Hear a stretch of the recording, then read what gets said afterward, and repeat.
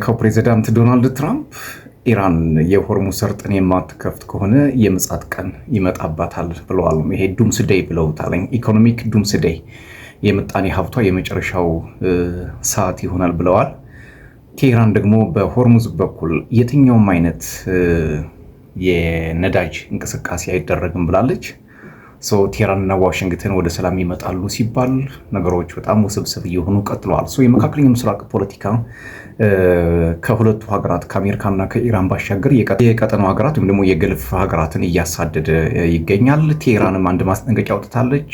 የአሜሪካን የኢኮኖሚ ጫና ለማስተባበርና ለማገዝ ከአሜሪካ ጎን የሚቆሙ ሀገራት ላይ ከባድ የሆነ እርምጃ ወስዳለሁ እያለች ነው። ከዚህ በፊት በአሜሪካ የጦር ሰፈሮች ላይ እርምጃዎችን ስትወስድ እንደነበር የሚዘነጋ አይደለም። አሁን ደግሞ በዚህ በኢኮኖሚክ ዱምስዴይ ላይ የሚሳተፉ ሀገራት በባህረ ሰላጤው የሚያልፍ የትኛውም አይነት የነዳጅ እንቅስቃሴ እንደማይኖር አስጠንቅቃለች።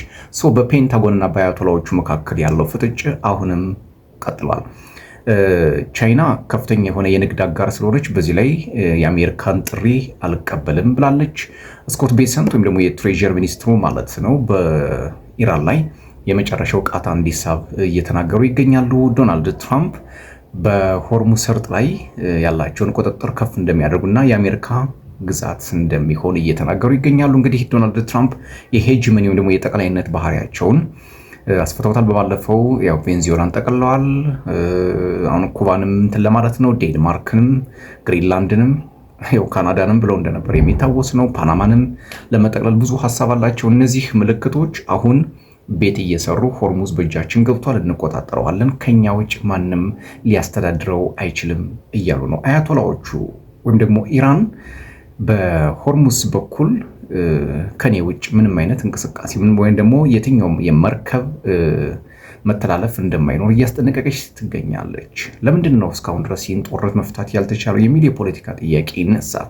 የመጀመሪያው ነገር ኢራን ለአሜሪካና ለእስራኤል በቀጠናው ላይ ምንም አይነት እውቅና አትሰጥም። የበላይነቱን ብቻዋን መውሰድ ትፈልጋለች። ሳውዲ ደግሞ በሌላ በኩል የቀጠናው ሀያል ሆና መውጣት ትፈልጋለች። ኳታርም በተመሳሳይ የቀጠናው ሀያል መሆን ትፈልጋለች። በድብቅ የኃይል ሽኩቻ እንዳለ ይህ ጦርነት በጣም ያመላክታል።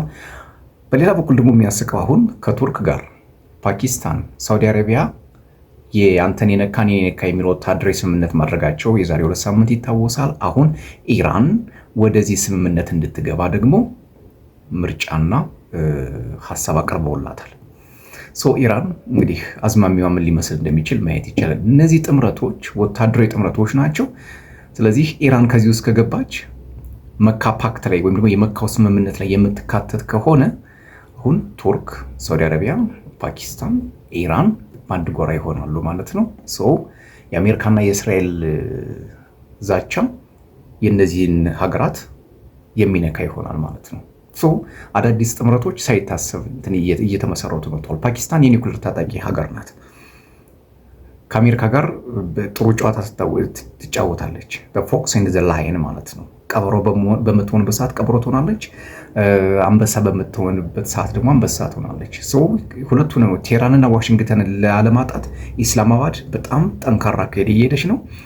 አንካራም በበኩሏ ስማርት የሆነ የፖለቲካ አሰላለፏን እያስተካከለች ትገኛለች። ሪያድም ይሄንን ማህበር ለመምራት እንቅስቃሴ ጀምራለች። መካ ፓክት አሁን በሶስቱ ተጀምሯል። በእርግጠኝነት አሁን ኢራን ልትገባ ትችላለች። ሌሎቹም እንዲያለ አዲስ የገልፍ ሀገራት የጂሲሲን የሚቋቋም ቡድን ሊመጣ እንደሚችል ከወዲሁ መገመት ያስችላል ብዬ ሀሳብ መስጠት ትፈልጋለሁ። ክቡራን ተመልካቾቼ እንግዲህ በዚሁ አጋጣሚ ሰብስክራይብ፣ ላይክ፣ ሼር፣ ኮሜንት ማድረግ እንዳይረሳ። ሌላው መረጃ የዩክሬኑ ፕሬዚደንት ቮሎዲሚር ዜሌንስኪ ማርሻል ላው እስካለ ድረስ ወይም ደግሞ የጦርነት አዋጅ እስካለ ድረስ ምርጫ ማድረግ እንደማይቻል ማስጠንቀቂያ ሰጥተዋል። በርካታ የዩክሬን ፖለቲከኞች ምርጫ መደረግ አለበት እያሉ እየተናገሩ ይገኛል። የዩክሬኑ ፕሬዚደንት ቮሎዲሚር ዜሌንስኪ ግን ከሩሲያ ጋር የሚያደርጉት ጦርነት በቀጠለበት በዚህ ሰዓት ምርጫ ማድረግ ማለት ዩክሬንን ሙሉ በሙሉ ማፈራረስ ነው የሚል መግለጫ ሰጥተዋል። የዩክሬን ፖለቲካ እጅግ በጣም ውስብስብ እየሆነ መጥቷል። ፕሬዚዳንት ዜሌንስኪም አስተዳደራቸውን የሚፈትን ሁኔታ እየተከሰተ ይገኛል። ዛሬ ከለንደን አንድ ነገር ተሰምቷል። አዲሱ የእንግሊዝ ጠቅላይ ሚኒስትር አንዲ በርንሃም ሞስኮ የዩክሬን ኬቭ ገብተዋል። ዩክሬን በገቡበት ሰዓት እንግዲህ በዲፕሎማሲ በወታደራዊ ትብብር እና በቴክኖሎጂ እርዳታ ለመተጋገዝ ቃል ገብተዋል። ይህ ጉዳይ የክሬምሊን ባለስልጣናት ጥርስ አስነክሰዋል። ምክንያቱም ባለፈው ሳምንት ከለንደን በተቀበለችው ድሮን ነበር የሩሲያን የኢነርጂ ማዕከላት ዩክሬን ያጠቃችው። በዚህ ጥቃት ሩሲያ ከፍተኛ የሆነ ጉዳት ደርሶባታል። ወዲያውኑ ሞስኮ ለእንግሊዝ መንግስት ከባድ የሆነ ማስጠንቀቂያ ሰጥታለች። ዛሬ በኤምባሲያቸው በኩል ተቀምጧል ስብሰባ ላይ ብሪፍ እንዲደረግለትም የእንግሊዝ መንግስት ጠይቋል። አሁን ጨዋታው በሩሲያና ዩክሬን ብቻ አላቆምም። በለንደንና በሞስኮ መካከልም ሌላ ፍጥጫ እየፈጠረ ይገኛል። የፈቃደኞች ጥምረት የሚባለው በእንግሊዝ የሚመራው ፈረንሳይ፣ ጀርመን ያሉበት ቡድን አሁንም ለዩክሬን እርዳታ ማድረጉ እንደሚቀጥል ተናግሯል። ለንደን አሁንም ድረስ 34 ቢሊዮን ዶላር ለመስጠት ቃል ገብታለች። በጣም ቢግ የሆነ መዋለ ንዋይ ነው። ሞስኮና የኪየቭ ፖለቲካ አሁንም ድረስ እንደተወሳሰበ ቀጥሏል። ዛሬ የሚደረገው ጉብኝት ወይም ደግሞ ለመጀመሪያ ጊዜ ስልጣን ከተቀበሉ በኋላ ባለፉት አንድ ወራት የኪር ስታርመር መንግስት ወርዶ አንዲ በርንሃም ከመጡ በኋላ የመጀመሪያ ጉብኝታቸውን በዩክሬን አድርገዋል። ይህ ደግሞ አንድምታው እጅግ በጣም የሚታይ እንዲሁ ዝም ብሎ የሚታለፍ ጉዳይ አይደለም። ምክንያቱም የለንደን መንግስት ትናንትም ዛሬም ትናንትና ከነበረው መንግስትም ከዚህ በፊት በነበረውም ለሚመጣውም ዛሬም ያለው መንግስት ከዩክሬን ጎን እንደሚቆም ግልጽ ማሳያ እንደሆነ በርካታ የፖለቲካ ተንታኞች እየተናገሩ ነው።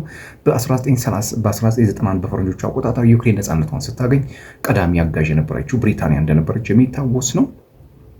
በዚህም ከፍተኛ እርዳታዎችን እንዳደረገችላት የሚታወስ ነው። ምክንያቱም ዩክሬን ተዝቆ የማያልቅ የስንዴ ሀብት፣ የዘይት ሀብት፣ ሚኔራልስ እንዳላት ይታወቃል። አውሮፓውያን ደግሞ ይህንን ነገር በደንብ ይፈልጉታል። ዩክሬን ታልባ የማታልቅ ጥገት ላም ስለሆነች ማለት ነው።